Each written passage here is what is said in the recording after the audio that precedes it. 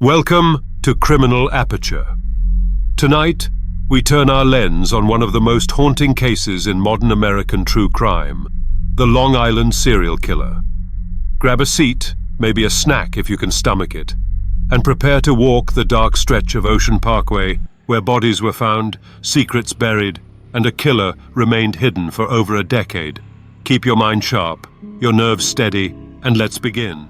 In the early hours of May the 1st, 2010, a young woman working as an escort placed a frantic 911 call from a quiet residential community near Long Island's South Shore.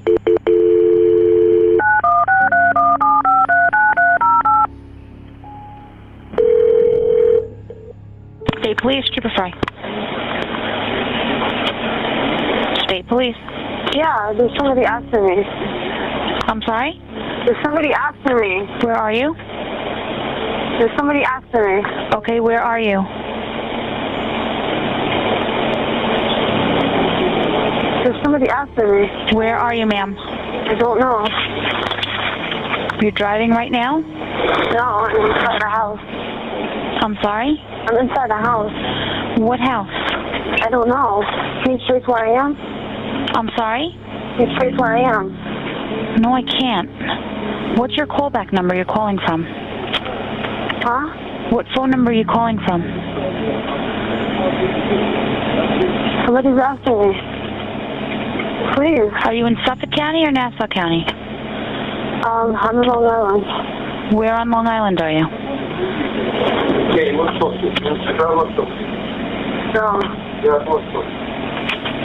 No. No.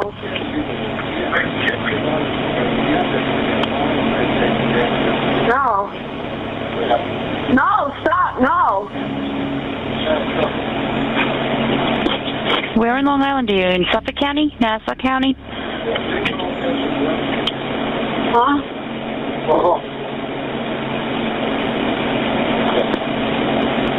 Why?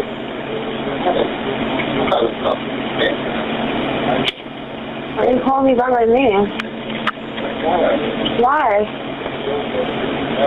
County, you on the line? Stop. Please. Stop it, please. Please stop. Please. Can you shut the door? No, time to go. Please. You okay? Please. Please. Please. Go that way, please. Go, come on. Come on, let's go. Come on, we're all going outside. Come on, go outside. Oh. Come on, all of us. Come on, we're all going outside. Come on. No, please. Come on. Come on. Please, come on. Please. Come on. Why? Just come out here. Why? County, are you on the line? Come on. Hurry up, I want to show you something. Why? I want to show you this. Please come on. Please. Why? Why are you guys doing this to me? What? Doing this? What county are you in, ma'am? Doing this? Say that? Why are you calling me by my name?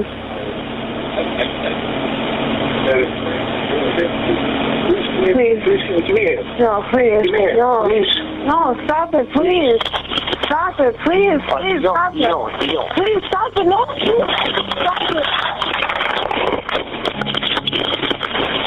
Please stop it. No. Let me fix that. Please. Please stop it. No, please stop it, please. Please stop it, please. No, what are you going to do to me? What are you going to do to me? Stop it. Please, get him out of here. What do you want?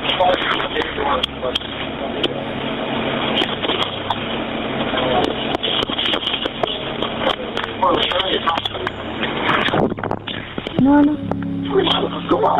I'll go upstairs. You leave. I'm going to go upstairs. You leave. I'm going to go upstairs. Okay? You leave, please. Please, get there. My hold. Bye. What's the matter? Are you okay? What are you going to do? Wait a little bit over, eh? What are you going to do to me?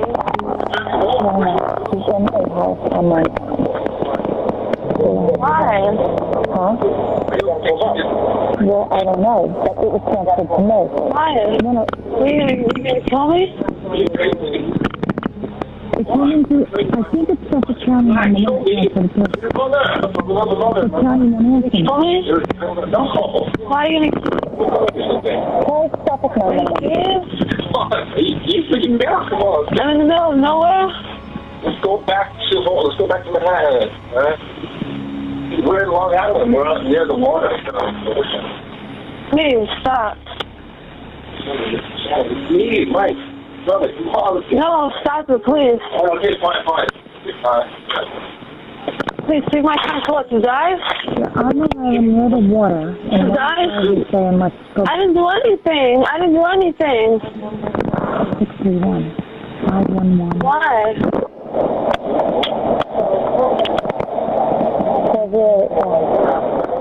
So Michael Pack, which is Shannon's driver, and Joseph Brewer, which I'm guessing was the client, are both heard in the background, basically trying to get her to go back to Manhattan. Some kind of night thing. Wait. Why? Why?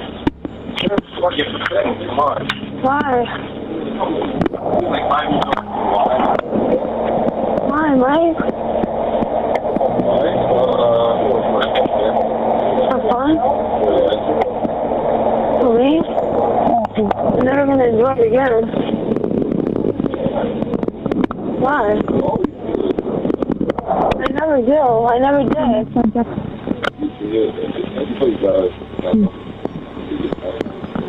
Mike, please. Mike, please. I think the phone goes into her pocket at this point. Please.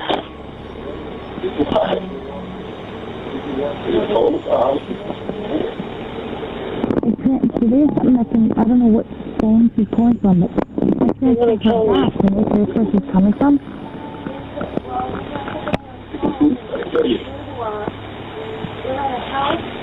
She needs help. You're like, I'm gonna find my way home. It's somebody in the house with the female. And the female was the initial caller. So this is all set up? You set everything up? Remember, I waited for you. You told me you're going to find your way home, so I was like, what? You hung up and then I called. So this is all set up? You've never seen this before.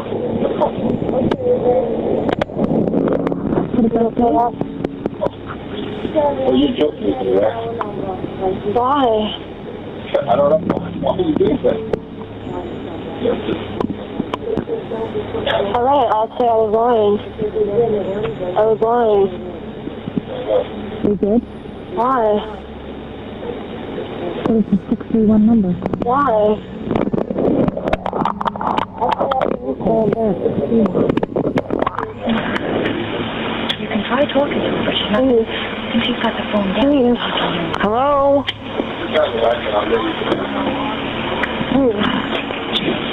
Hello? Please. What's the matter? What happened? Hello? Please, get me out of here, Lee.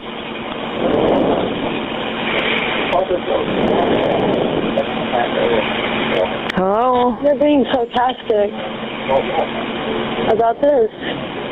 You were part of this all along. I just met him just now.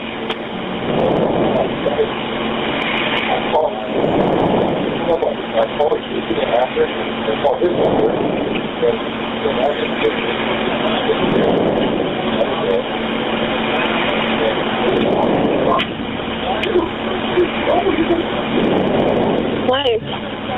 Mike, please. I'm begging you now. I just want to go home.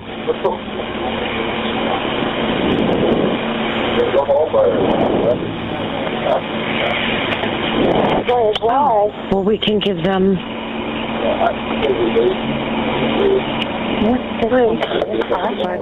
You can hear the operators deliberating whether or not to call officers, because at that point they didn't have a location for her. I think What? Yeah. Extension answering.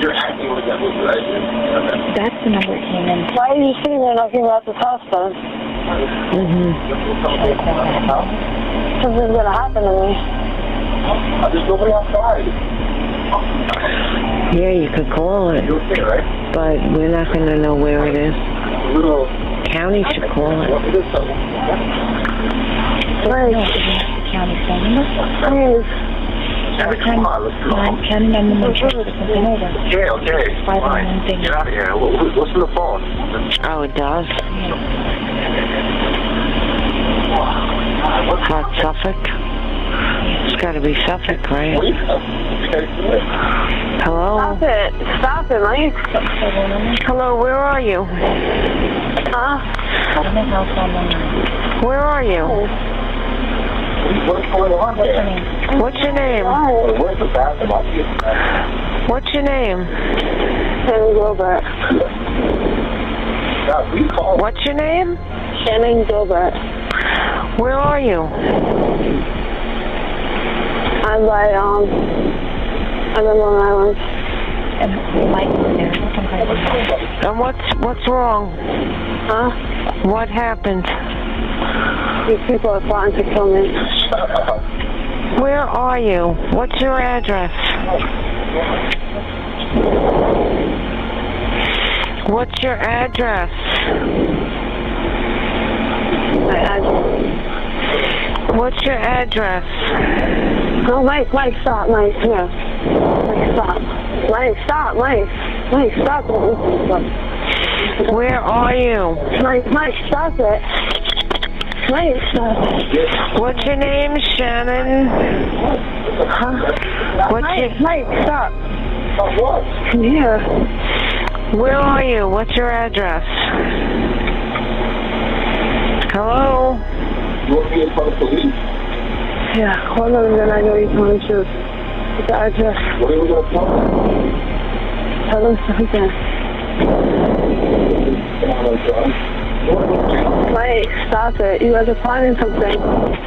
Mike. Where are you? Mike. We're fine, then why don't we all... Are you in the house? Yeah. Mike, stop it. What town are you in? In Long Island. Mike, it's... Where? Stop, Mike. Where in Long Island? Stop it, Mike. Mike, stop it.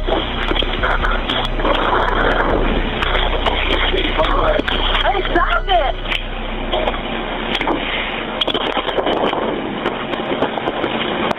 Where in Long Island are you? I don't know. Hello?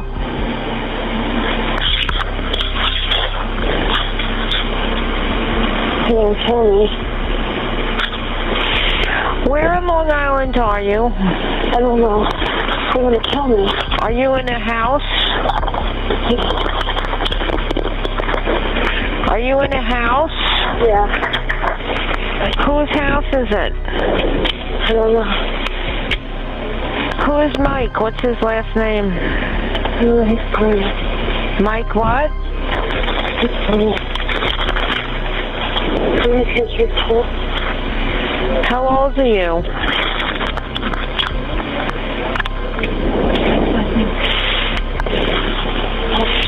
What's his last name? What's his last name?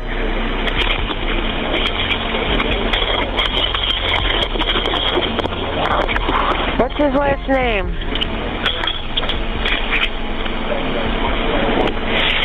Shannan.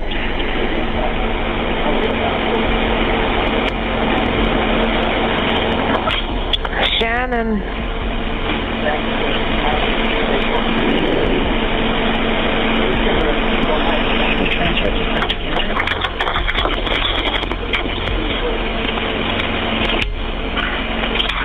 Shannan?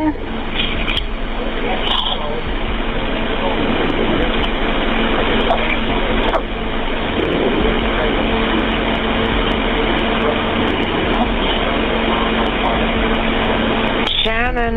Yeah. What town? What town are you in?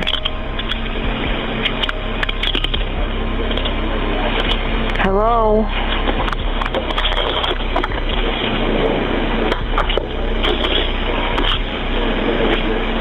What's Mike's name?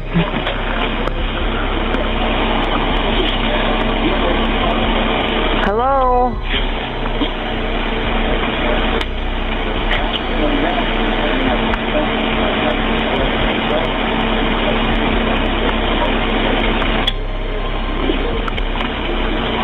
You're gonna kill me.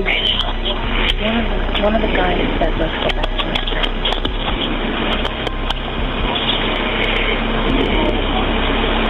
Where are you?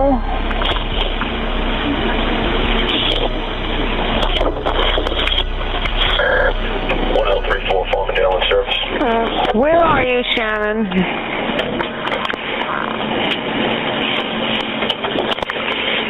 Shannon.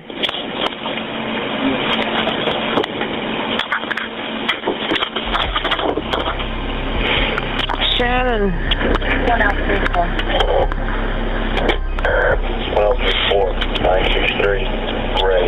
Shannon.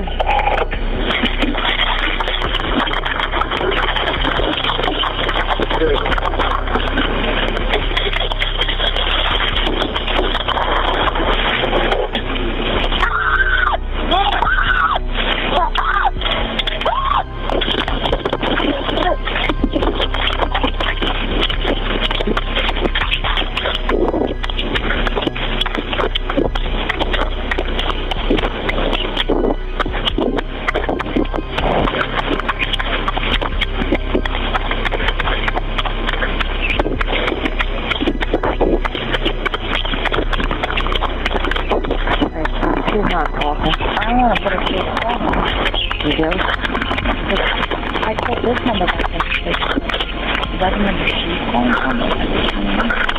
I think that's Timothy. 9308 is one of our scriptures, I think.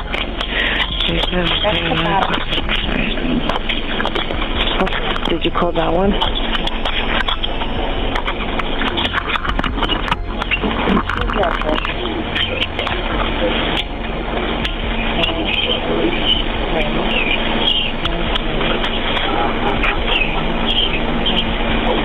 Shannon? Hello?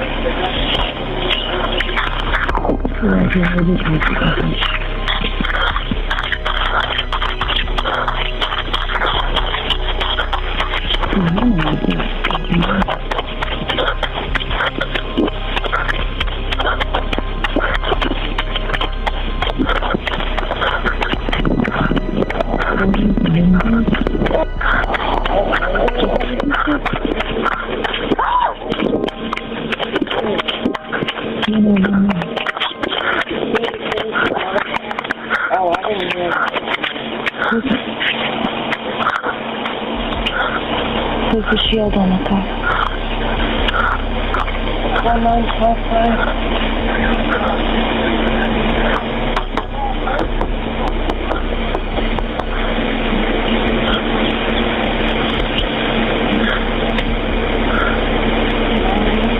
Shannon?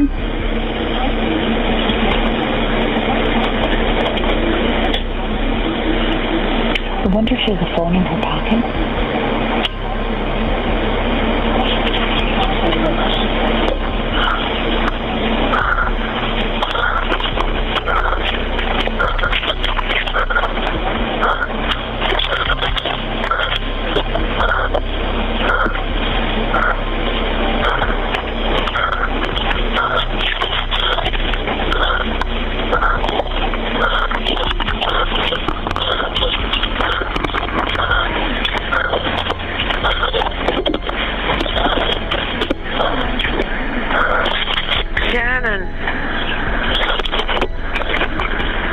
Shannan.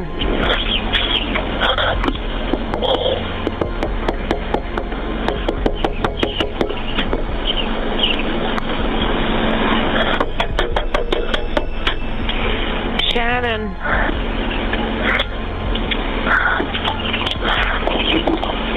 What's the matter?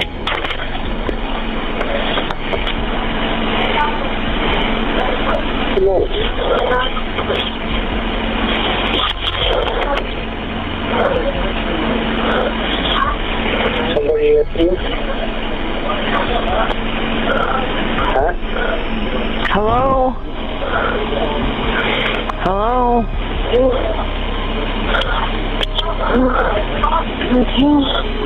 Are you alright? Don't get yourself hurt. Where are you going?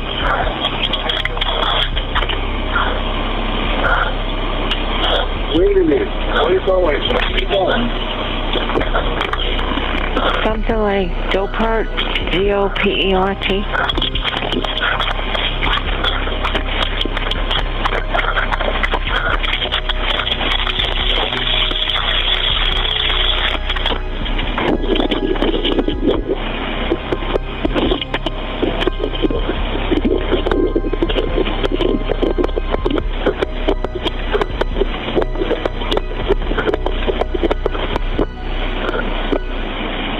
Hello? She didn't spell it, but that's what it sounded like.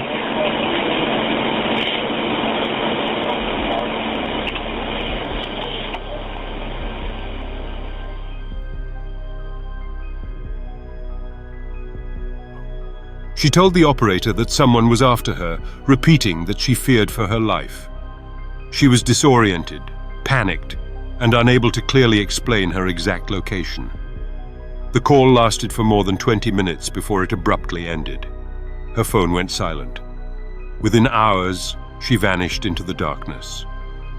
Her disappearance would set in motion one of the most disturbing and far-reaching serial murder investigations in modern American history. Police initially treated her as a missing person, but the urgency of the situation was diluted by conflicting witness statements, the absence of immediate leads, and uncertainty about whether she had simply left voluntarily. Officers searched the area, but without strong evidence of foul play, the investigation moved slowly. Months passed. Her family pleaded for a deeper search, but the trail seemed cold. That would change on a cold December morning in 2010, when officers returned to the area to search for any sign of the missing woman. As they combed the dense brush along Ocean Parkway near Gilgo Beach, a K-9 officer's dog picked up the scent of human remains. What they found was not the missing escort. Instead, they discovered the skeletal remains of another woman, wrapped in burlap. The grim discovery prompted an immediate expansion of the search. Within days, police uncovered 3 more bodies in close proximity, all within a quarter mile of each other, each bearing signs of a similar disposal method. These 4 victims would become known collectively as the Gilgo 4, all of them young women who had been advertising escort services online. All vanished between 2007 and 2010, and all found along the same stretch of Parkway. The discovery shocked the community and made national headlines. But it was only the beginning. Over the next several months, as winter turned to spring, police expanded the search area along the Parkway, uncovering more remains. Some were complete skeletons, others partial. In total, more than 10 sets of human remains would eventually be linked to the case, including a toddler believed to be the child of one of the victims, an unidentified Asian male, and several other women whose identities remain unknown to this day. Some of the remains were determined to have been placed in the area years before the Gilgo 4 were found, suggesting that the dumping ground had been used by possibly more than one killer over a long period of time. The original missing woman, whose disappearance had triggered the search, was not among the remains found in 2010 and early 2011. It was not until December 2011 that police located her body in a marshy area about a mile from where she was last seen. Her clothing and belongings were scattered. The location and condition of her remains fueled intense debate. Police publicly stated that they believed she may have drowned while fleeing through the marsh, possibly due to disorientation or a mental health episode. Her family rejected that theory, pointing to the frantic tone of her 911 call, the length of time she had been on the phone, and the fact that she was heard telling the dispatcher that someone was after her. An independent autopsy commissioned by her family suggested possible signs of strangulation, though decomposition made it impossible to reach a definitive conclusion. The handling of her case became a flashpoint for criticism of the Suffolk County Police Department. Questions were raised about why it took so long to find her body when it was relatively close to her last known location. Critics accused the department of mishandling evidence, failing to properly follow up on witness statements, and potentially protecting certain individuals from scrutiny. Rumors of internal corruption swirled, partly fueled by unrelated scandals that would later emerge within the department's leadership. As the years went by, multiple theories surfaced about the killer or killers responsible for the Gilgo Beach murders. Some investigators believed that all the victims found along the parkway were the work of one person, pointing to similarities in victim profiles, the use of burlap, and the geographic concentration of the bodies. Others argued that the differences in method, time frame, and victim types suggested multiple offenders who may have been using the same general area to dispose of bodies. A psychological profile developed by experts suggested that the primary killer was likely organized, methodical, and familiar with the remote stretches of Ocean Parkway. The killer appeared to target vulnerable women, specifically escorts, and may have had a deep understanding of how police investigations work, possibly indicating a background in law enforcement, construction, or another field that provided both knowledge of the area and privacy to commit these crimes. Several men were considered early suspects. Some were eliminated by DNA evidence, others because of alibis or lack of physical evidence. Theories ranged from a single predator hunting over many years to a small network of individuals connected by the sex trade. Online forums erupted with speculation. Amateur sleuths tracked timelines and phone records, and journalists pressed for answers, but year after year the case remained unsolved. Then, in early 2022, the investigation began to shift. A new task force was formed, bringing together Suffolk County Police, state police, and federal agencies. They re-examined old phone data with modern analytical tools, focusing on burner phone activity linked to the victims. This led them to a suspect who had long been on the periphery of the case but never publicly identified. Investigators connected several burner phones used to arrange meetings with the victims to cell tower data, placing the same device near the suspect's home and office. DNA recovered from a hair found on one of the victims was later matched to material taken from discarded items connected to the suspect's family. In July 2023, police arrested a man living in Massapequa Park. He was charged in the murders of 3 of the Gilgo 4, with investigators stating that they believed he was also responsible for the 4th. A search of his home and storage unit uncovered an arsenal of weapons, extensive online research into the victims, and other potential evidence. Authorities credited advancements in forensic technology combined with persistent reanalysis of old leads for finally breaking the case open after more than a decade. Even with the arrest, many questions remain unanswered. Several victims found along Ocean Parkway have not been connected to the charged suspect, leaving open the possibility that more than one killer was operating in the area. The family of the woman whose disappearance sparked the investigation still disputes the official conclusion about her death, maintaining that she was murdered and that her case is directly tied to the other killings. The Gilgo Beach murders remain one of the most haunting examples of how the discovery of one missing person can lead to the unearthing of a much larger, more disturbing reality. Today, the case stands as both a testament to the persistence of law enforcement and a sobering reminder of how long such predators can operate undetected. It is a story of loss, of unanswered questions, and of the many families who still wait for the full truth to come to light. And while one man now faces trial, The shadow over Gilgo Beach has not fully lifted. While the discoveries along Ocean Parkway and the arrest of a suspect provide the facts of the case, they do not tell the whole story. Behind the sequence of disappearances, body recoveries, and forensic breakthroughs lies a darker layer, the mind of the individual who carried out these acts.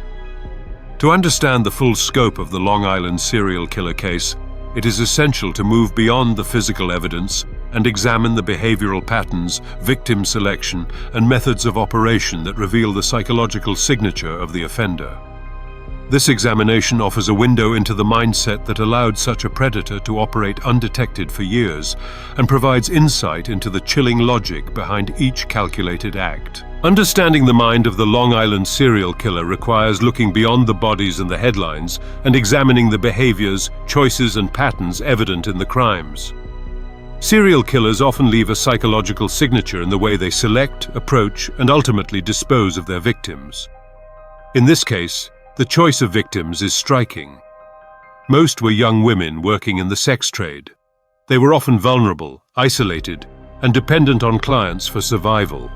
By selecting these individuals, the killer demonstrated a preference for victims who were less likely to have strong social protections or immediate intervention, suggesting a calculated awareness of opportunity and risk. The method of disposal also reveals a great deal about the offender's mindset.